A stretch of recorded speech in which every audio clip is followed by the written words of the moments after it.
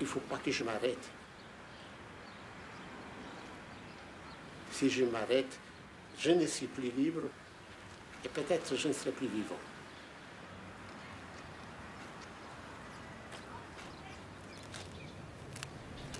Je suis quelque part un homme qui vit encore à l'époque de pierre. Un dinosaure.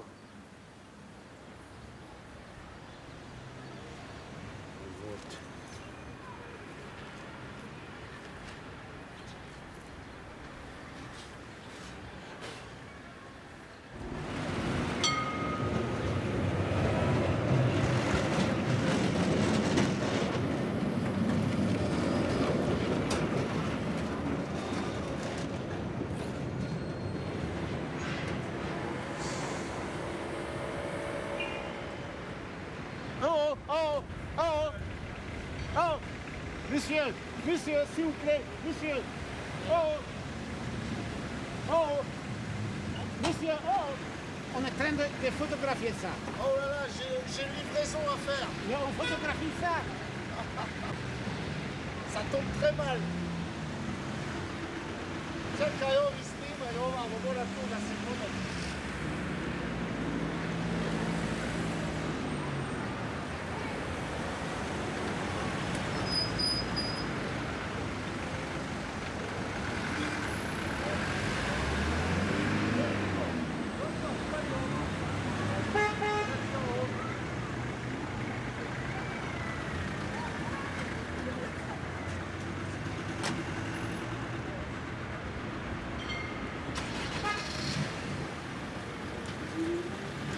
Merci, merci. Voilà. Ça va. Ouais, ils sont gentils quand même, tu vois.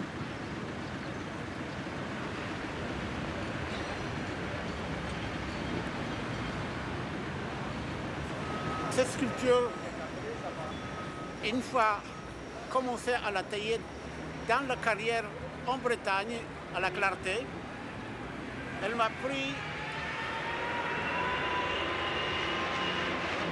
2 ans. Et j'habitais dans une caravane dans la carrière là-bas. Et je travaillais 2 semaines d'affilée et 1 semaine à Paris. Comme ça, je pouvais travailler dans différentes lumières, quand il pleuvait, quand il y avait le soleil, et même la nuit, quand il y avait la lune, je sortais, je pouvais la contempler. C'était 2 ans très intéressants pour moi. Je vivais comme un ascète isolé, en pleine carrière. De temps en temps, la nuit surtout, après que les ouvriers, les carrières sont partis, je voyais des lapins qui passaient et de temps en temps un renard qui sortait entre les blocs de granit. C'était une vie très intéressante, très importante pour ma vie, pour ma pensée, pour ma vie moi-même, pour me retrouver, pour me ressourcer.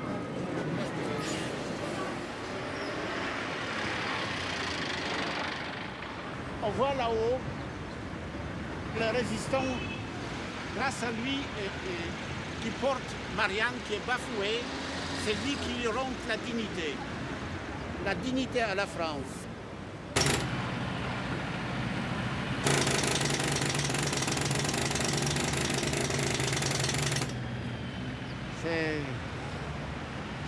On aurait dit que tu as commandé cette musique.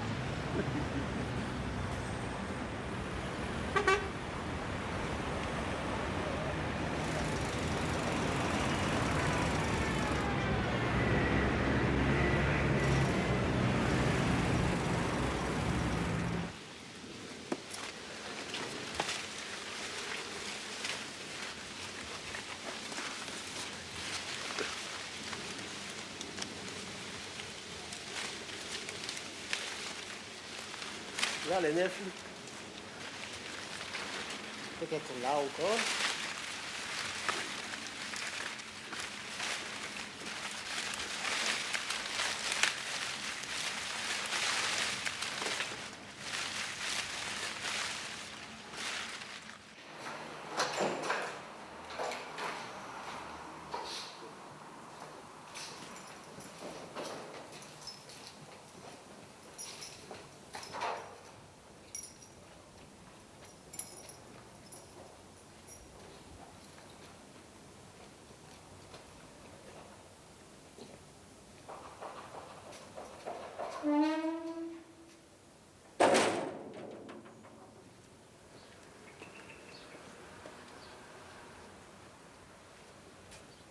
je me rends compte que je vais tous les matins là dans mon atelier et je me dépêche.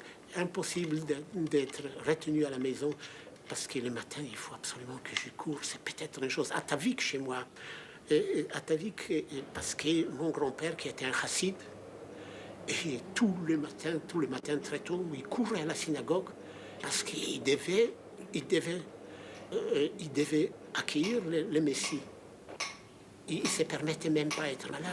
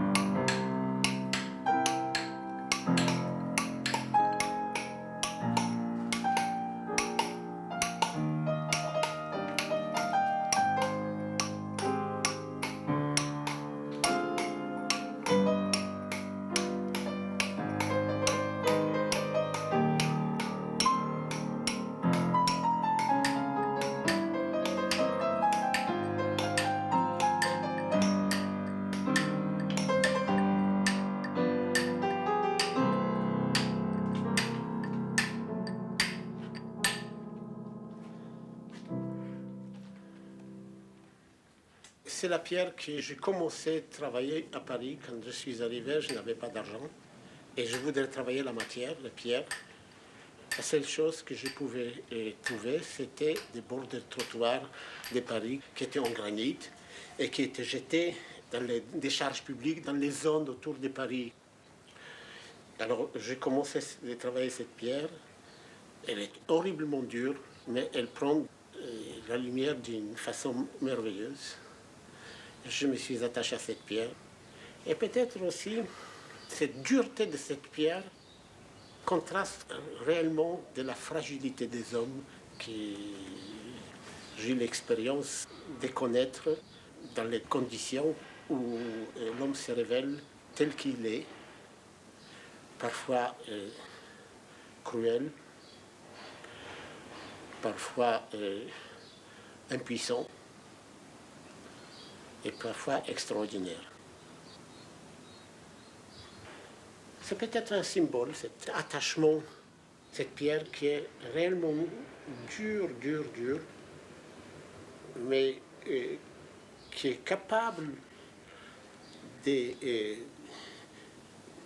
d'accueillir des sentiments les plus doux.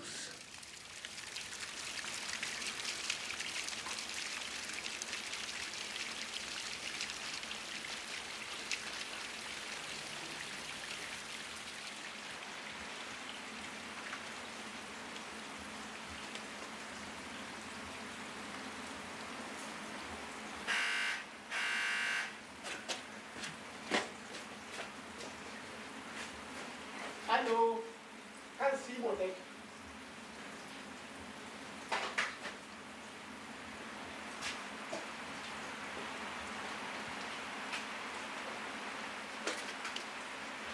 Elle arrive, Ruti, regarde, avec son parapluie. Aïe, aïe, aïe. Hé, reste là-bas. Viens, mais cache pas le visage pour que la lumière.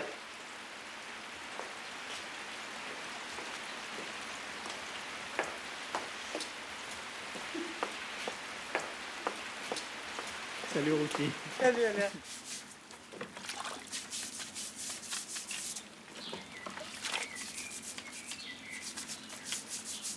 Il y a la mousse qui se place sur cette pierre quand la pluie les prend, comme si c'était un roc quelque part dans la montagne. Et la mousse ne comprend pas que c'est une sculpture, qu'il faut qu'elle soit propre.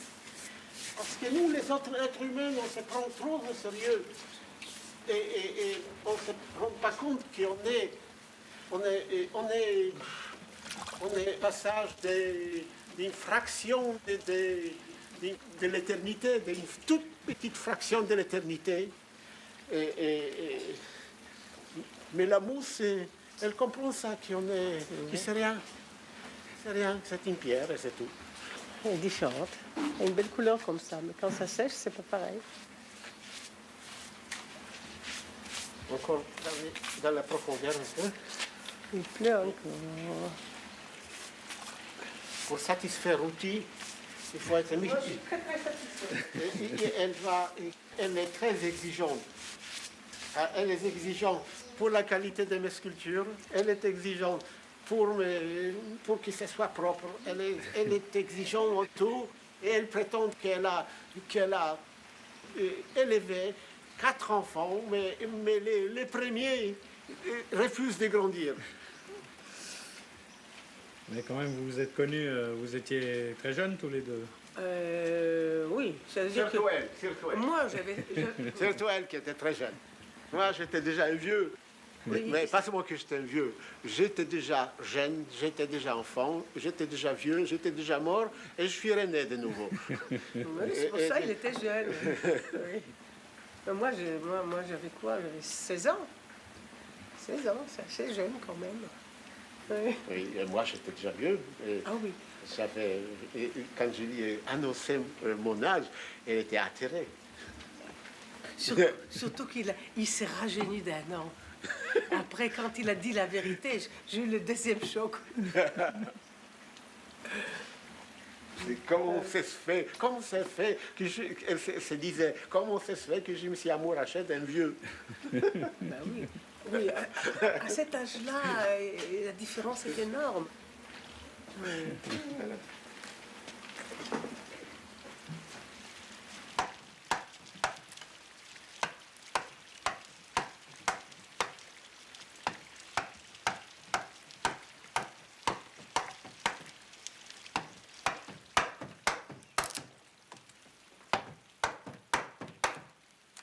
Il a besoin de son monde. Il vient ici, c'est son monde, c'est son passé, c'est son présent, c'est ses projets. Il n'est pas dérangé. Ici, l'atelier, le matin, il sort de la maison comme un bouchon de champagne, hein? Comme ça. Oh. Comme ça, vite, il arrive ici. Là, il commence à réfléchir, il est calme, il est chez lui, dans son ambiance. On ne peut pas créer partout.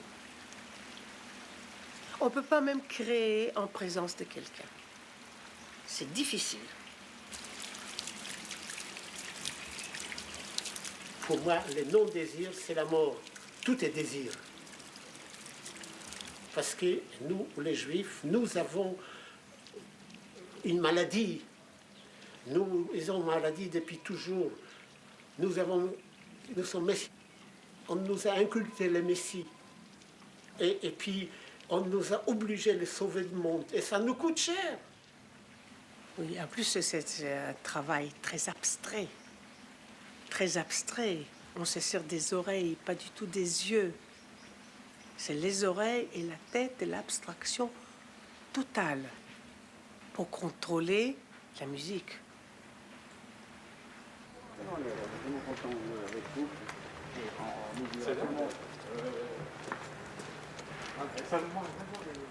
Tous les matins, je voyais un petit bonhomme au café, j'arrivais de bonne heure, lui aussi, vers 7h, 7h30. Et on prenait un café tous les matins, on faisait le monde, on discutait, on s'est rencontrés comme ça, tout à fait bizarrement. Je ne savais même pas qu'il était sculpteur, on a parlé d'art, on a parlé de tout. Et tout ça pendant 6 ans, 7 ans. Et petit à petit, c'est un peu livré. Il m'a parlé de son passé. Monsieur, comment allez-vous? Merci. Ben, c'était un homme qui me plaisait beaucoup. Je crois que c'est seulement au bout d'une année ou une année et demie qu'il m'a ouvert les portes de son atelier. Voilà, on peut parler. Tiens, n'enregistre pas le code, hein, s'il te plaît. Et il m'avait dit, viens, allez, viens voir l'atelier. Et là, vraiment, j'ai pris un coup au cœur. Ça, c'est la caverne.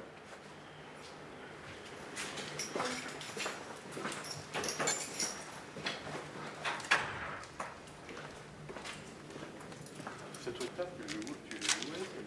Non, je me suis rendu compte qu'il n'y avait pas que l'homme qui était bien, qui était rempli de lumière, mais que cette lumière qu'il avait en lui, il la retransmettait dans des sculptures qui étaient véritablement habitées. Et habitées justement par cette lumière, par cet homme, quoi. Et c'était la première fois que j'entrais dans un atelier, comme je m'imaginais les ateliers de l'époque.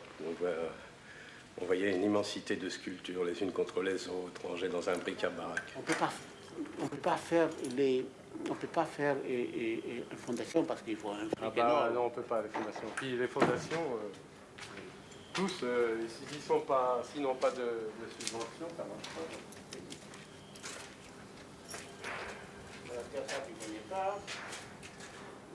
pas. Ça, tu aurais été un jeune artiste contemporain. Tu aurais mis un laser rouge là pour lui mettre la Légion d'honneur. Il aurait acheté les lasers. Voilà. Ils auraient acheté que le laser. Mais ils auraient payé cher. Ah oui, mais beaucoup plus cher que ça. Tu es en train de mettre en route les lasers. Qu'on l'aime ou qu'on l'aime pas, on se rend compte qu'on a affaire à un très grand sculpteur, un vrai, comme il n'y en a plus beaucoup.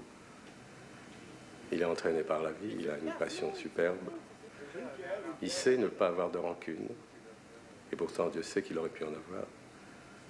Il est devenu très grand, voilà. Et c'est sans doute les camps qui lui ont donné cette philosophie de l'homme et de la vie. J'allais voir Arp. J'allais à Arp. Avec Arp, j'avais une histoire et j'avais une copine qui faisait un film, voulait faire un film sur trois grands artistes de l'époque, sur Henry Moore, Arp et Zatkin. Alors, et comme elle n'avait pas beaucoup de moyens, comme Alain, elle me demandait, viens, tu me donnes un coup de main. On y va. Allez, vas-y, montre le mot de Très bien. c'est dommage que de l'autre côté, ça ne soit pas à toi, parce qu'on aurait pu faire un tout petit niveau maintenant, la promotion. Ça aurait été vachement bien. Il compte quelque chose. Et ils étaient toujours au procès ici Non, ça y est, gagné, ils sont abandonnés. Ah bon, ça va. Abandonné. Il était né en Pologne. Il avait été dans un camp très important nazi. Et il avait été récupéré à l'âge de 18 ans. Enfin, une drôle de vie. Enfin, 18 ans sur un tas de morts. Dans la Bible, on mettait les prophètes, les plus petits prophètes. Il est là. Mais je n'ai pas vu, pas du tout de traces d'un conservateur du musée. Il avait été retrouvé par des Russes. Mais quand il s'est réveillé, il est rentré dans une grande période d'amnésie. C'est vrai. Donc il a réussi à s'enfuir de Russie et partir sur Israël. Tu peux finir le film. Il ne lui restait plus aucune attache en Pologne. Il avait perdu là-bas d'ailleurs toute sa famille. Je ferme la porte ici et j'ouvre la porte là-bas. Et là, il a eu un coup de foudre pour une belle brune. Il l'avait trouvée superbement belle. Il s'est mis à sculpter un morceau de bois qu'il avait pour l'offrir justement à cette belle jeune fille. Alors ils sont entre mes deux ateliers, entre mon atelier des 16 et mon atelier des 8. L'amour lui a rendu la mémoire. Avant, c'était une usine des fours.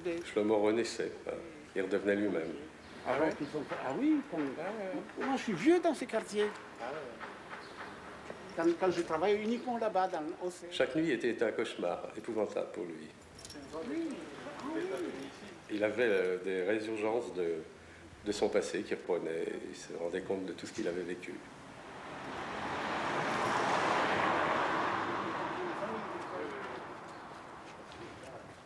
Je ne sais pas si véritablement il croit en un Dieu, mais c'est tout comme.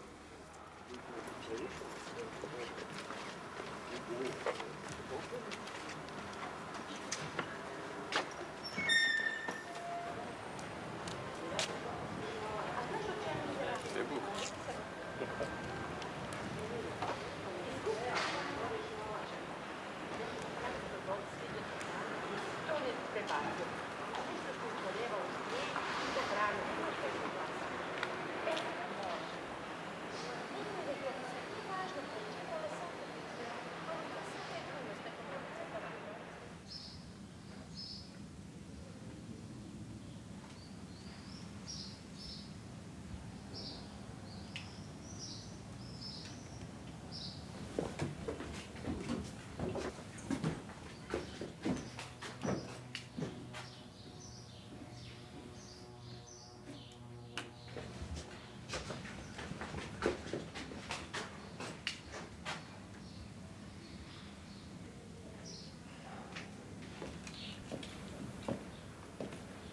Tu vas voir, c'est extra. Ce qui est passionnant aussi chez Shlomo, c'est qu'il crée un dialogue avec la matière.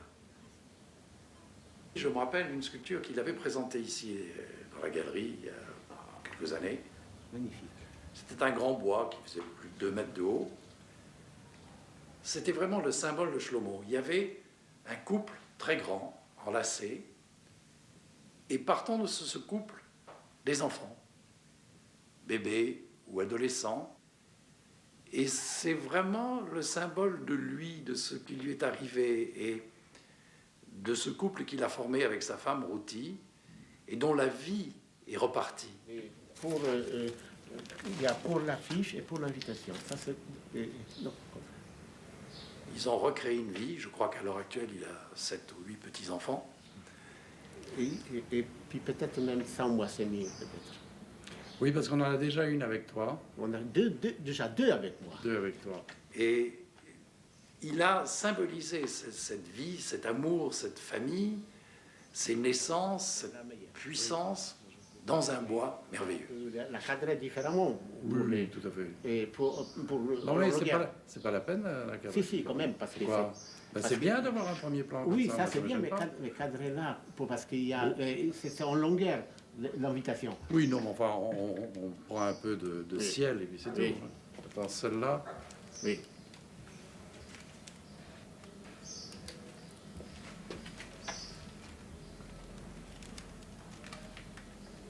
très émouvant. Tout simple. Oui, justement. Mais justement. Écoute, on va avoir beaucoup de nouvelles pièces à présenter. Très important. Oui. Ça, c'est très important chez une femme. Les deux, les trois, les Oui. seins, le ventre, les fesses. Oui.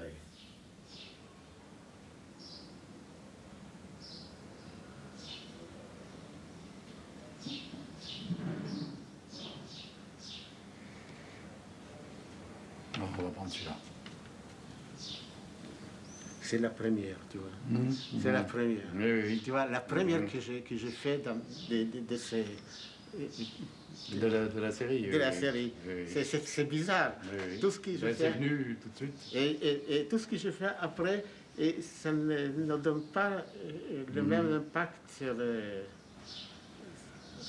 Bon, je vais mettre ça déjà dans ma serviette.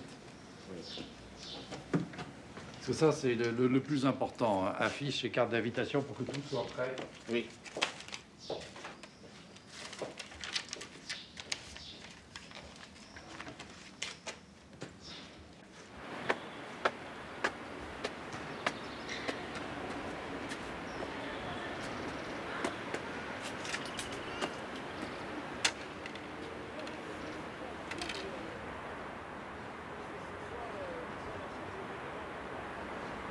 Sur l'axe principal de Paris, qui commence au Louvre, Concorde, Champs-Élysées, Arc de Triomphe, jusqu'à la Défense, au milieu de l'esplanade Charles de Gaulle, il y a la place basse, laquelle était destinée d'abord pour les sculpteurs du Buffet.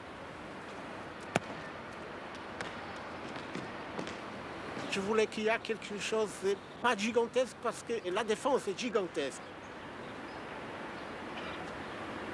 Alors j'ai proposé 35 jardinières sculptées qui habitent cette place et avec la végétation au milieu, un peu de vie, un peu de sensibilité par rapport à ce paysage froid. Je vois ça et je suis heureux d'avoir une place à Paris. On va revoir un peu de lumière comme ça. Et voilà. Le thème, c'est la danse. Et c'est une danse qui, quand j'étais jeune, et j'étais pionnier au bord de la mer Morte, nous dansions la hora. Et c'était presque une danse mythique avec un grand espoir. Je suis arrivé là pour changer le peuple juif et changer le monde. En fait, je suis né dans le désert de Judée.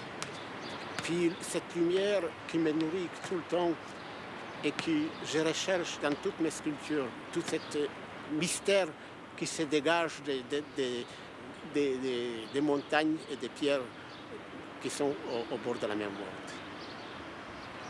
C'est très bizarre. Elle me rappelle les formes du visage de ma mère.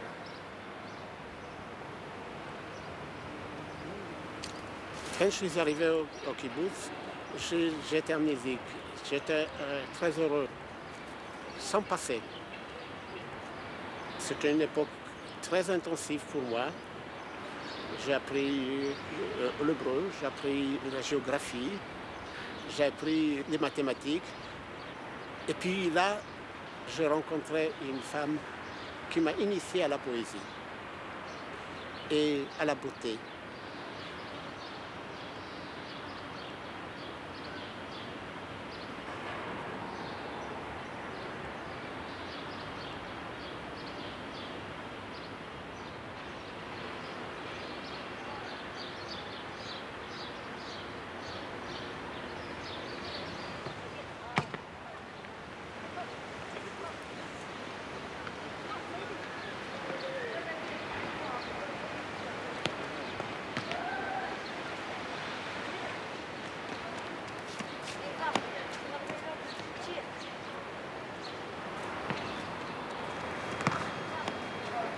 J'ai commencé à sculpter par hasard, tout à fait par hasard.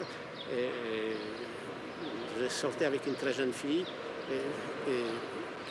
sur le mont Carmel. Et elle avait un petit canif. J'ai emprunté son canif et je lui ai fait un tout petit bonhomme dans le corps des pins. Et elle a trouvé ça tellement beau que je suis retourné dans mon kibbutz. Je suis rentré dans le menuiserie du kibbutz, pris un tronc d'arbre, un miroir, et j'ai fait mon autoportrait, et quelques temps après, je lui ai rapporté ça. Et puis, je ne me suis plus arrêté.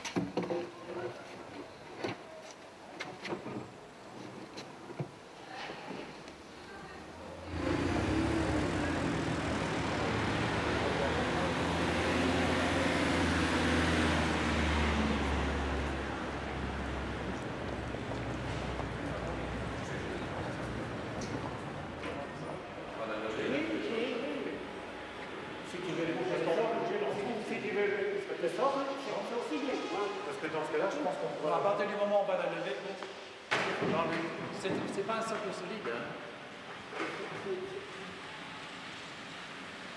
Regardons-le. Est-ce que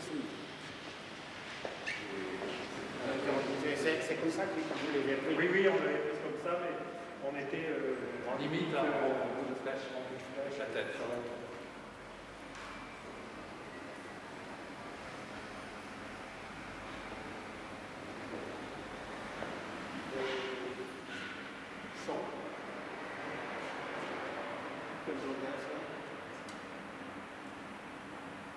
Numéro 26 maintenant, c'est l'amour fort ou la mort. Cette amitié de 40 années entre Shlomo et moi a démarré ici à la galerie Bernheim Jeune. La galerie organisait une exposition qu'on appelait le Salon du Nu. Il y avait un droit, je dirais, d'accrochage ou de présentation. On me prévient qu'il y a un jeune sculpteur qui est arrivé à la galerie, qui ne veut pas payer, ou ne peut pas payer. Et évidemment, je l'invite à présenter sa sculpture dans l'exposition. Je t'imagine devant un ordinateur avec un faire des trucs là sur collé à cet animal.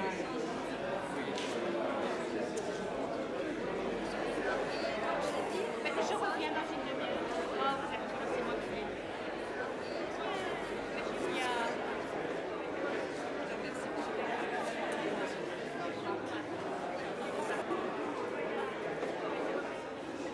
Je me rappelle les débuts de Shlomo à Paris.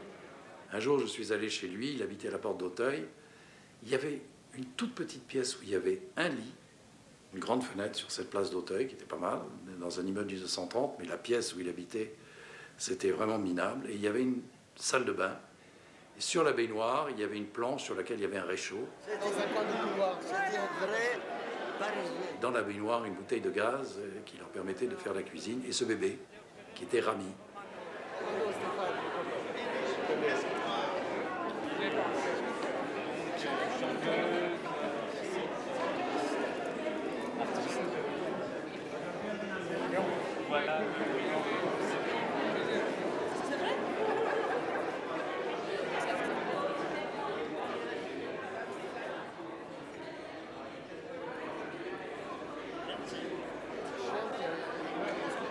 Donc j'ai vu la naissance de ses filles, j'ai connu ses enfants.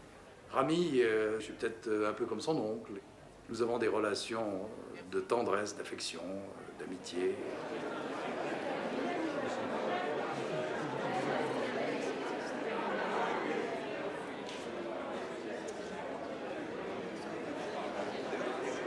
Je ne mets pas l'ordre, madame.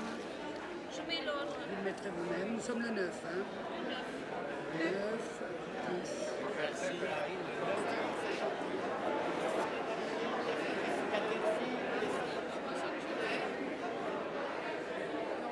Il y a toujours cette simplicité, cette générosité de cœur dans leur famille. Et ça sont des choses irremplaçables et c'est toute une vie. 40 ans d'amitié comme ça, on n'a plus 40 ans à vivre. Hein.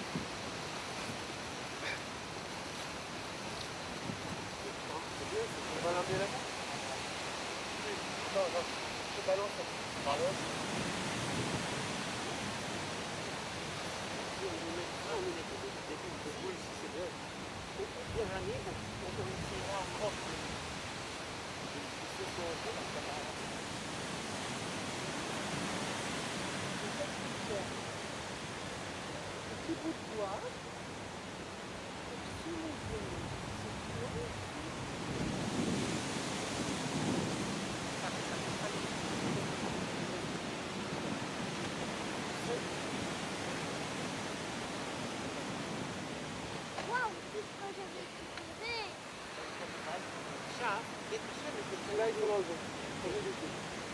Je vais ouvrir l'atelier. Mais ça ne marchera pas. Et tu pourrais lui demander tout ça. Amen.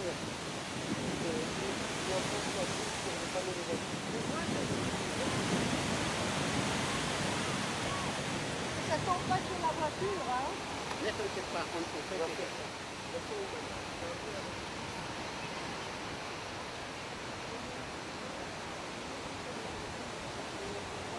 Monstre, c'est un monstre.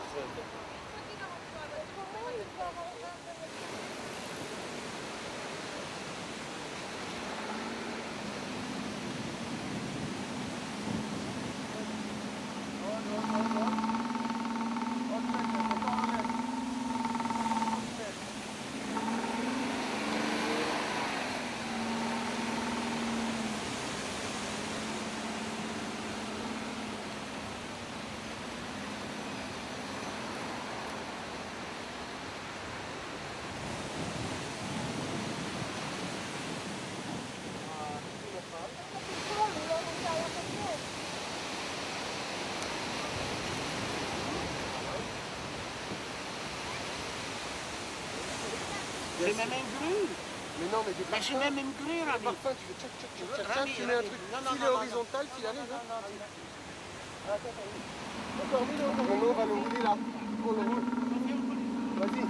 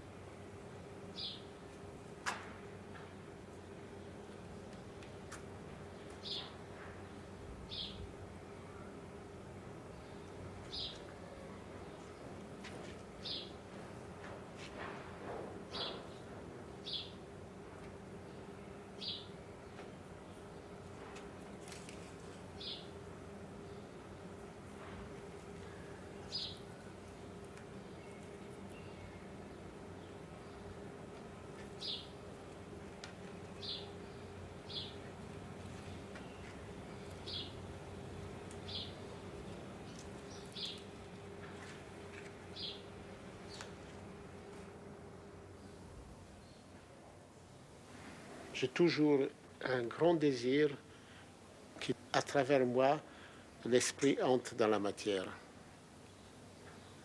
Si l'artiste le mérite, il traverse par lui et il rentre dans son œuvre.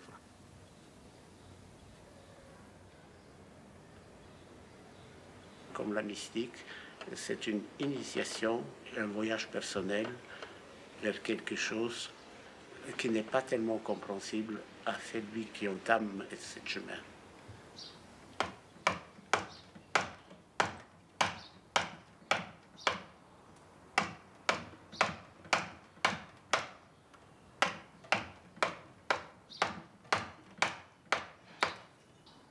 Chez les Juifs qui étudiaient la Kabbale, on disait que tout ce qui est écrit avec les noirs est l'infiniment petit et infiniment plus profond, plus grand, tout ce qui se trouve sur les blancs de la feuille.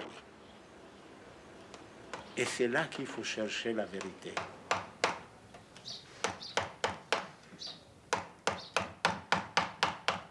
Il faut être très humble, très modeste. On fait une démarche de service, pas une démarche d'affirmation de sa personnalité parce qu'elle n'a aucune importance.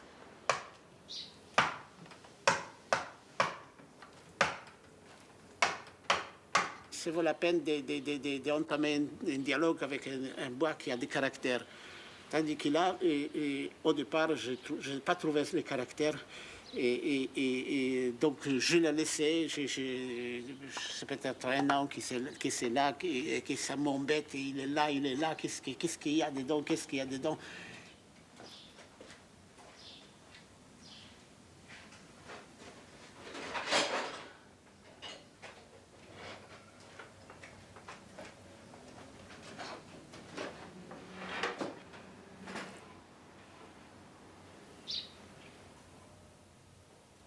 Je sais que ma personne est très limité. Mais quand je me mets à la disposition de quelque chose que j'ignore ce que c'est, je peux aller beaucoup plus loin. Et je peux être un médium de l'humanité, de l'univers, peut-être Dieu que je ne connais pas. Et c'est une initiation, un travail quotidien, parce que la vérité d'un moment n'est plus la vérité d'un autre.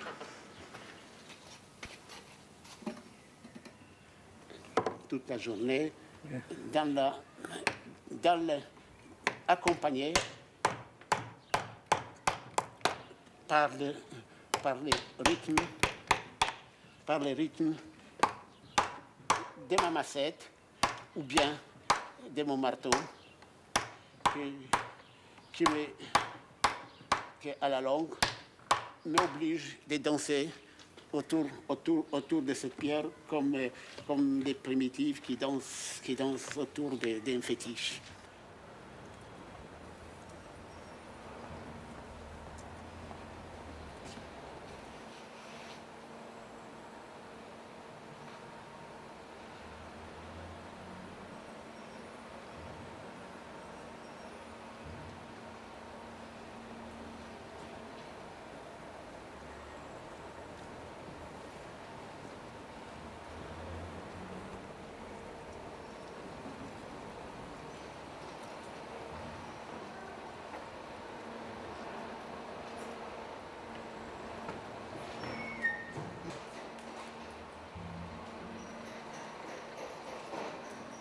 Les mystiques se sont toujours demandé dans quelle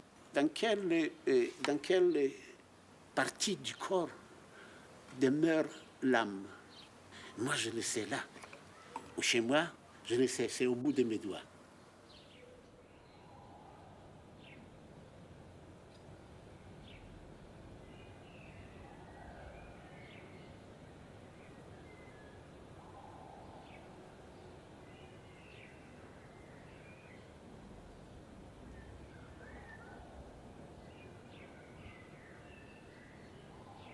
L'essentiel de comprendre la volonté de la matière, de jamais aller contre elle, jamais la violer, être attentive, et la transformation de la matière doit être toujours en accord avec la volonté des bois ou des pierres. Car la sculpture, c'est un acte d'amour. Et dans la forme, parfois, elle ressemble comme une viole, mais une viole ne peut jamais donner une sculpture, parce que la sculpture, c'est l'amour, c'est l'esprit. Et les viols, c'est un crime. Et la matière ne les pardonnera pas. Si on va contre la matière, elle va montrer ses blessures, elle va te faire tes reproches, et finalement, la sculpture va être ratée.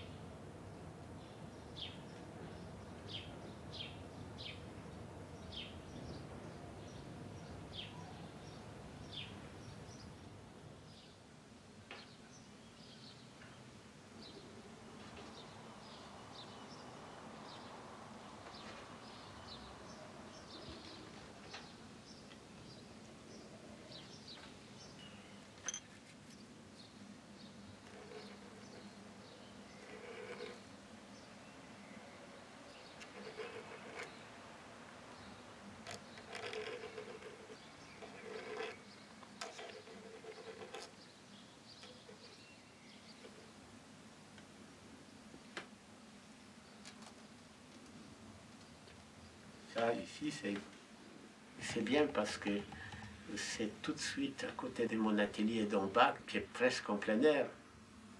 Tout est ouvert. Et chaque fois qu'une idée me vient, je peux monter, je peux m'asseoir et puis essayer de me décharger sur le papier.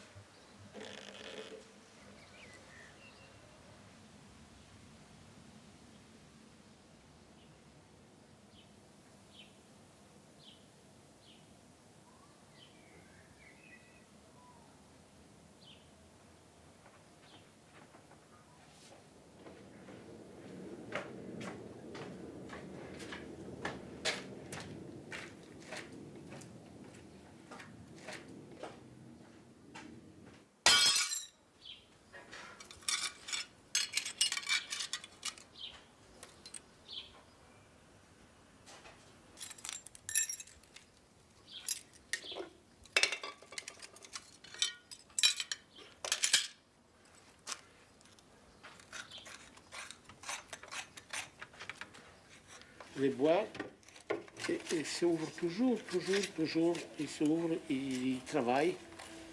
Et si je veux que les formes soient intégrales, il faut que je les bouge. Je mets les flipots, ici il y a des flipots, ici il y a un grand flipot, il y a ici un peu partout.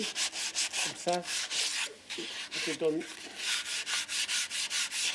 Comme ça, les formes ne paraissent pas.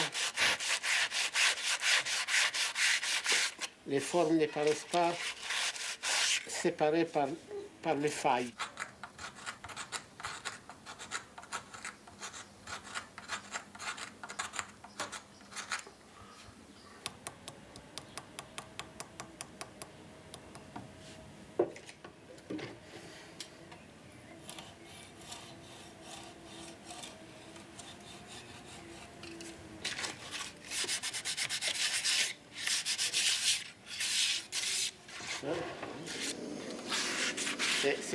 Elle reçoit les dernières caresses. Les dernières caresses avant qu'elle devienne indépendante, qu'elle va vivre sa vie.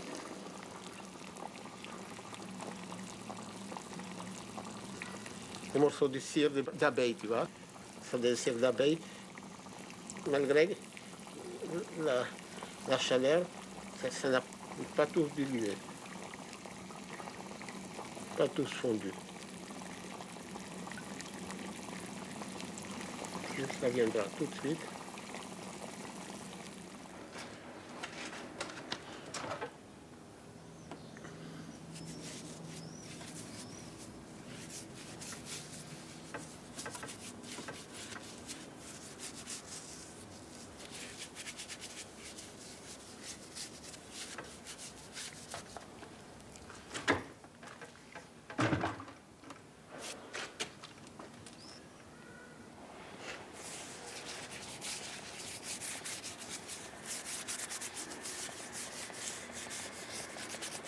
Tu vois, ça ressort toutes les veines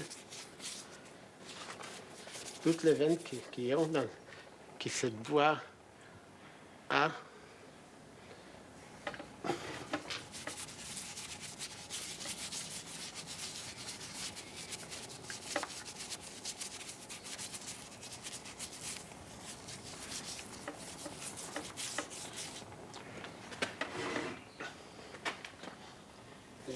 J'essaie d'étaler dans les petites pores du bois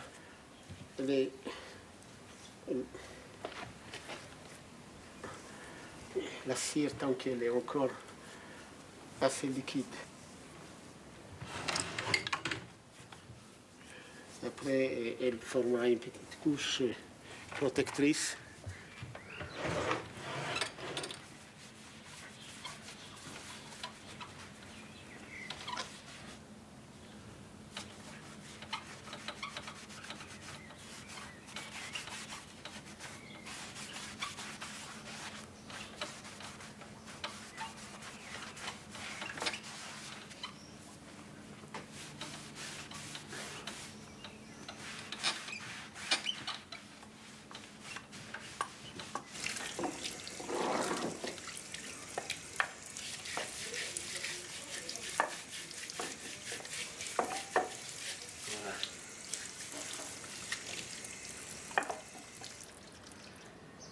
C'est bon de laver quand il fait chaud.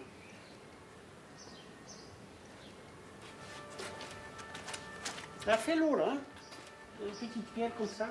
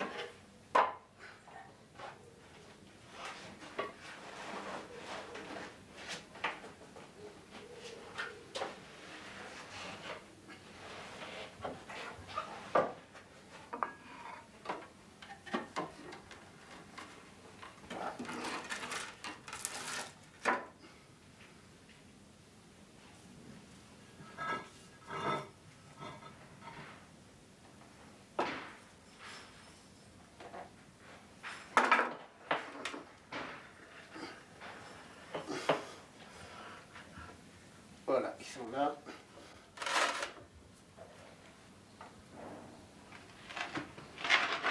Et ces grands bois là, ce sont les rescapés. Les rescapés. Rescapés. Et c'est nous les rescapés des... et même quand on est arrivé en Israël, les restes des restes, ça s'appelait en hébreu Sheritapleta. Les restes des restes.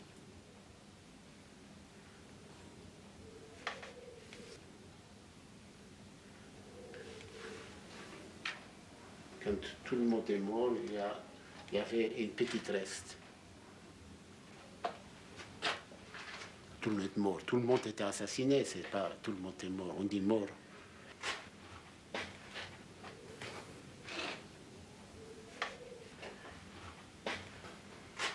Là, c'est...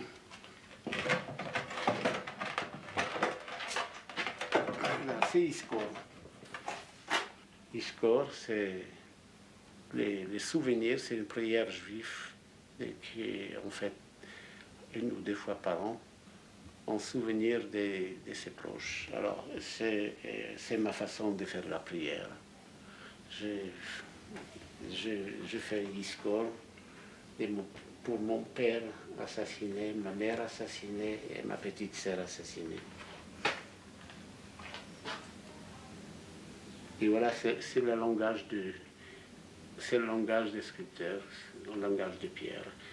Et le langage de pierre, le langage de lumière.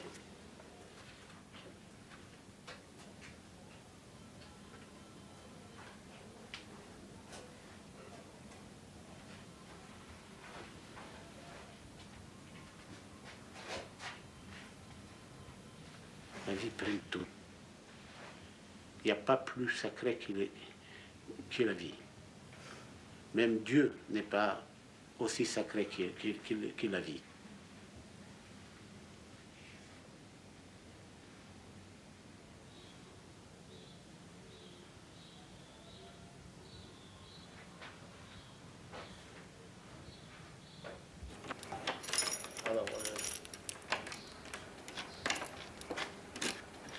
Alors, quelque chose de clair. C'est clair? C'est clair. C'est clair. C'est clair.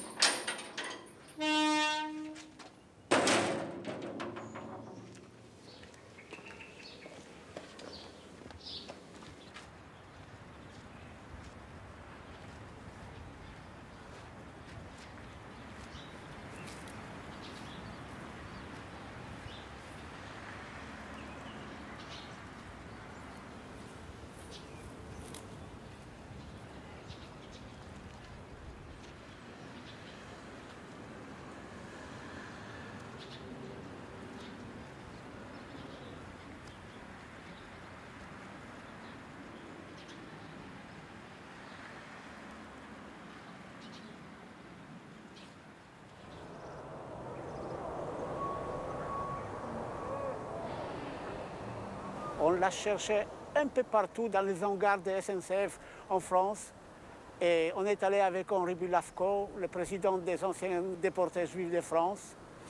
Et puis, on l'a trouvé dans un des dépôts complètement abîmé parce que c'était un wagon de l'époque qui transportait les juifs à Auschwitz. Et nous l'avons reconnu tout de suite. Et ils nous les ont offerts et ils nous les ont restaurés.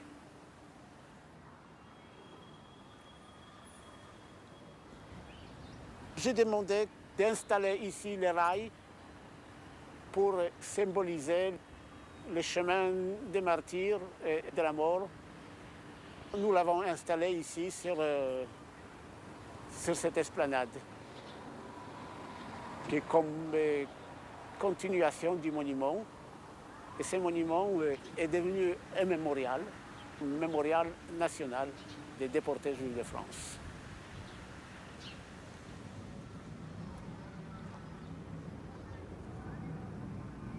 Derrière ces wagons, c'était les camps où on raflait les juifs. Et d'ici, on les amenait à la gare de Bobigny. Et là-bas, on les entassait dans ces wagons. Et de là, ils partaient à Auschwitz.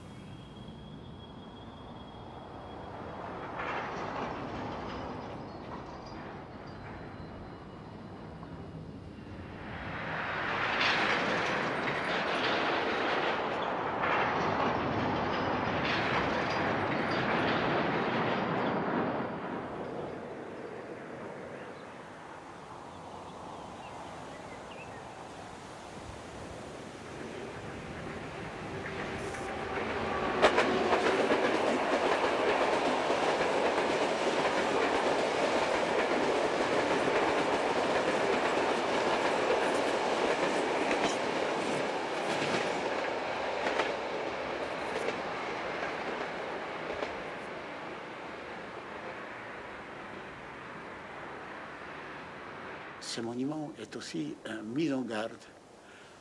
L'homme doit être surveillé.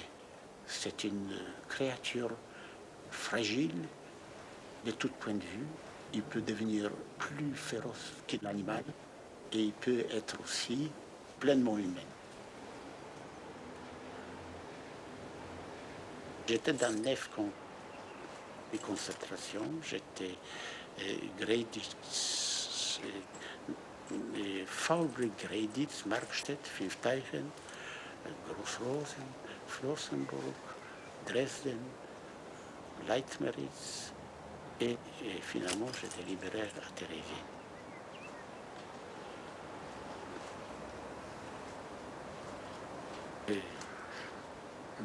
J'ai presque raté ma libération parce que je ne le savais pas.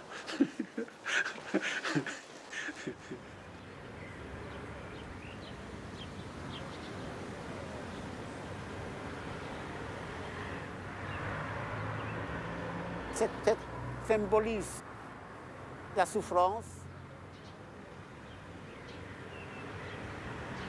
qui s'unissent avec les flammes. Et ici, la tête renversée dans ces nids de flammes qui symbolisent aussi la mort. C'est très bizarre que toutes ces têtes renversées, sans que je l'ai fait exprès, ressemblent un peu au portrait de ma maman. Et quand ma sœur est venue à l'inauguration, elle me l'a fait remarquer.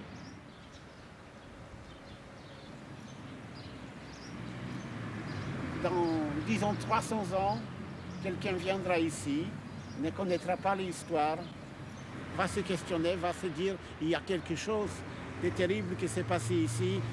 C'est pour ça qu'on a installé cette pierre.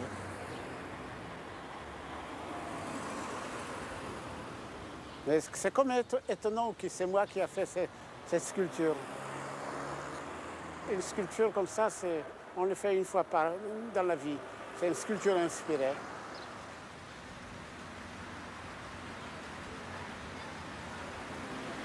Quand on sculpte, on ne sculpte pas uniquement la pierre, mais on se sculpte. On se sculpte. C'est en même temps, on se change, on se transforme.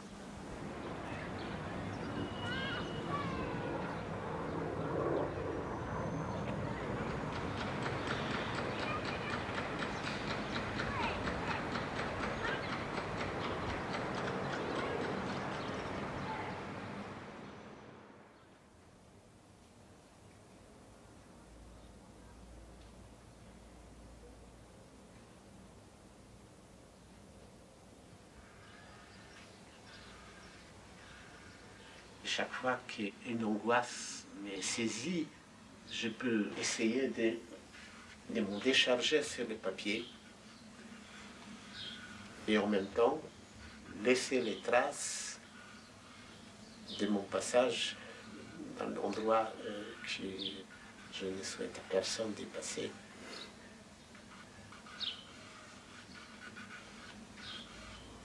Je suis pas poussé uniquement par la volonté de témoigner. Je fais ça parce que je suis obsédé parfois par une angoisse et une chose vécue ou ressentie, et je le mets sur papier.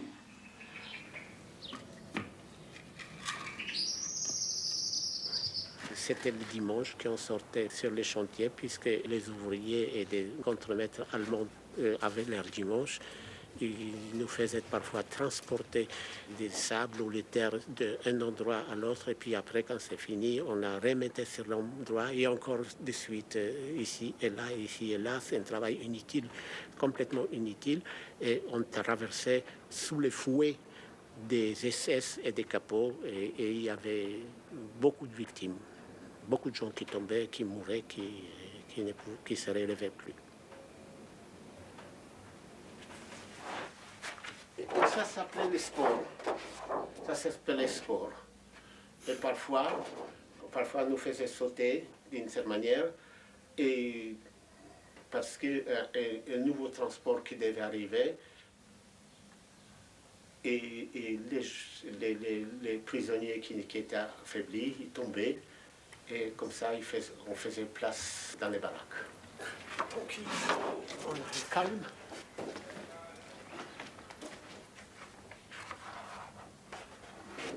Et ça, c'est devant les chambres à gaz. Alors, on voit les bêtes sauvages. Ce sont les chiens par lesquels nous étions hantés et mordus. Des mères avec des enfants poussés par les SS et par leurs chiens dans les chambres à gaz. C'est la réalité des destins juifs et d'Europe.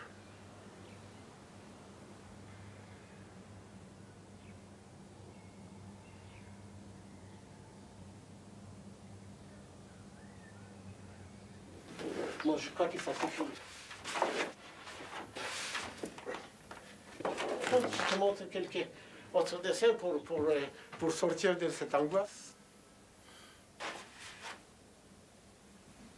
La vie prend tout. Et c'est bien comme ça. Il faut que ce soit comme ça. Et ça m'a donné la possibilité de former une famille, d'avoir 3 enfants, et mettons même 9 petits-enfants qui me donnent un bonheur exceptionnel. Là, c'est le portrait de ma fille Hannah, qui était violoniste autrefois, maintenant elle est mathématicienne. Voilà.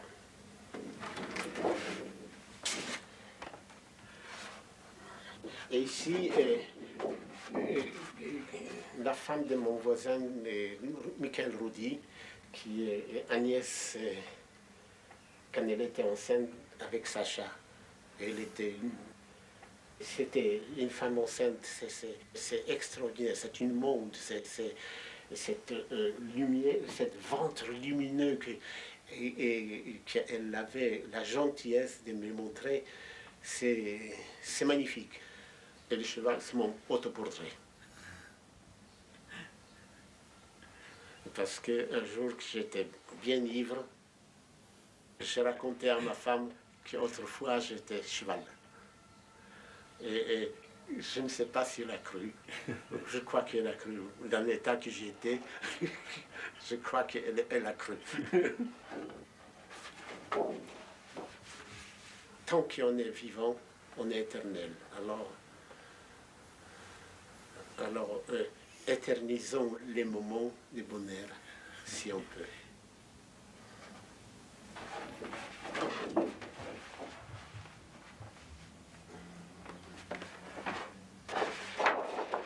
Et voilà la musique. Voilà, c'est Hannah, la violoniste, Rami, le saxophoniste, et Veret, la flûtiste, et Ruti, ma femme, le pianiste.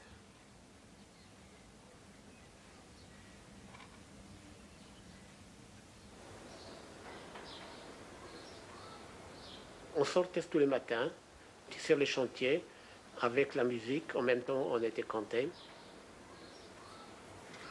Les musiciens, là, ce sont des gens qui, dans leur vie civile, c'était les plus grands interprètes d'Europe, peut-être du monde. Ils jouaient là, devant la porte, avec l'illusion de survivre.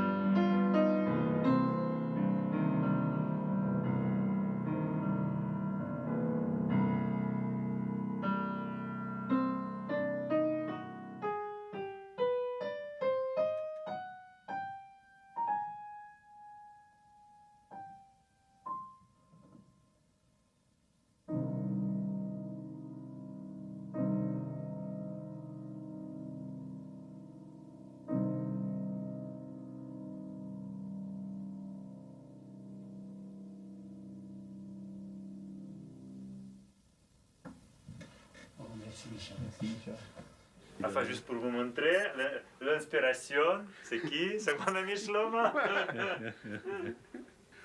Il est beau ce dessin aussi. Oui, Michel et Muse. Et tu sais, quand Micha, de temps en temps, par mégarde, il laisse la fenêtre ouverte, et il n'y a pas longtemps, j'ai eu une de mes plus grandes émotions spirituelles, artistiques, de l'entendre, les concertos de Beethoven jouer. Il ne se rendait pas, il n'imaginait même pas que je suis assise à côté devant sa fenêtre et je l'écoutais. Savoir qu'il y a quelqu'un à côté à qui on se sort de miroir. Lui, il appelle aussi moi, je suis ton métronome. Enfin, ça, c'est un petit peu une blague entre nous, parce que quand il travaille, moi, je joue et ça se fait un petit peu une blague. Mais ça va bien au-delà de ça. Mais tu vois, c'est un grand Oh non, non, j'adore sa présence. Vous savez, j'ai l'impression que quand elle travaille, que vraiment c'est le cœur qui bat. Comme ça, c'est très... Moi, il y a la vie ici. C'est quelque chose de formidable. C'est un endroit habité. Quand je suis arrivé ici, enfin, on s'est vu, on avait tous les deux à peu près la même appréhension. Enfin, est-ce que moi je vais le déranger avec ma musique et lui, est-ce qu'il va le déranger avec mon marteau? Et après, on a quasi en quelques minutes, on est tombé là dans le bras de l'autre. Bon. Bien.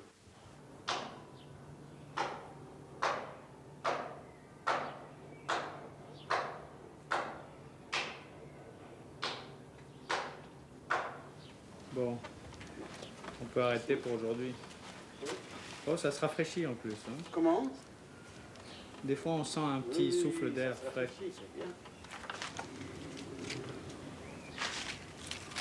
Avant de partir, je vais combler un peu.